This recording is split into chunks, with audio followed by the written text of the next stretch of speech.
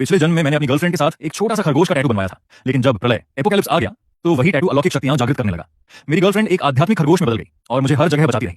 मेरे शरीर पर कोई टैटू नहीं था, इसलिए मैं कोई शक्ति जागृत नहीं कर सका। मैं केवल बेबस होकर देखता रहा कि वह अकेले ही भयानक दैत्यों से लड़ती रही। अंत में मेरी रक्षा करते हुए उसकी मृत्यु हो गई और वह पछतावे व संतोष के साथ दुनिया छोड़ गई। लेकिन चमत्कार हुआ, मैं प्रलय आने से ठीक एक दिन पहले पुनर्जन्म लेकर वापस आ गया। इस बार मैंने अपनी सारी संपत्ति बेच दी और सीधे टैटू महल पहुंच गया। मैंने कसम खाई कि अब मैं कभी कमजोर नहीं रहूंगा। मैंने कहा, मेरी छाती पर पांडु द्वारा आकाश धरती को अलग करने वाला चित्र बनाओ, पीठ पर नौ ड्रैगनों द्वारा ताबूत खींचने वाला टैटू, बाएं पैर पर डुंगोंग काई और दाएं पैर पर महान बंदर राजा सुन वुकोंग का टैटू। मेरी बात सुनकर बूढ़े टैटू मास्टर के हाथ से मशीन गिर गई। उसने मुझे ऐसे देखा जैसे मैं पागल हो गया हूं। लड़के, क्या तुम मरना चाहते हो?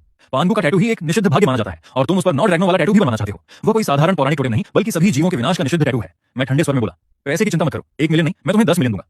तुम खुद टैटू बनाओगे, बाकी लोग तुम्हारी मदद करेंगे। 7 दिनों के अंदर काम पूरा होना चाहिए। मास्टर का चेहरा बदल गया। 7 दिन? तुम पागल हो, इतने बड़े टैटू 7 दिन में पूरे करना असंभव है। मैंने एक सूची निकालकर मेज पर फेंकी। सैन्य स्तर का recovery gel, bionic repair patch, आयातित दर्दनाशक, संक्रमण रोधी दवाएं, सब तैयार हैं। तुम बस टैटू बनाओ, जान की जिम्मेदारी मेरी है।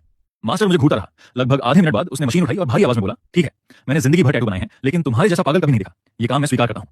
3 दिन बाद जियांगझोउ शहर के बाहरी पहाड़ों में स्थित ब्लैक स्टोन नामक परित्यक्त भूमिगत अड्डा। दुनिया को लगता था कि यह शीत युद्ध के समय का पुराना बंकर है जिसे बाद में जेल में बदल दिया गया था, लेकिन मैं जानता था कि इसकी असली पहचान एक गुप्त भूमिगत कमांड सेंटर की थी।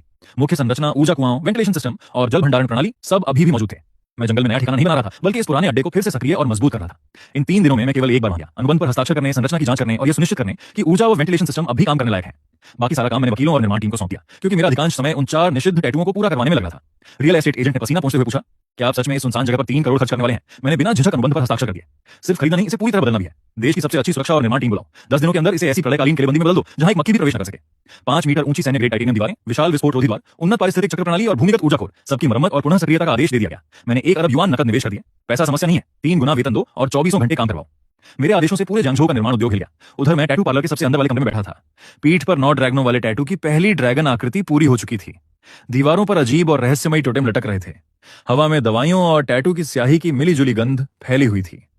मास्टर खुद टैटू बना रहा था और उसके 3 शिष्य उसकी सहायता कर रहे थे। इसी दौरान मेरा फोन लगातार बज रहा था। वकील, बिल्डर, सप्लायर और एजेंट सभी अपडेट भेज रहे थे। मैं दर्द सहते हुए एक साथ 2 काम कर रहा था, टैटू पूरे करवाना और प्रलय के लिए अपना किला तैयार करना। तभी फोन पर एक समाचार उभरा, चौंकाने वाली खबर। अरबपति उत्तराधिकारी ने अपनी सारी संपत्ति बेचकर पहाड़ों के बीच एक रहस्यमयी अड्डा खरीद लिया।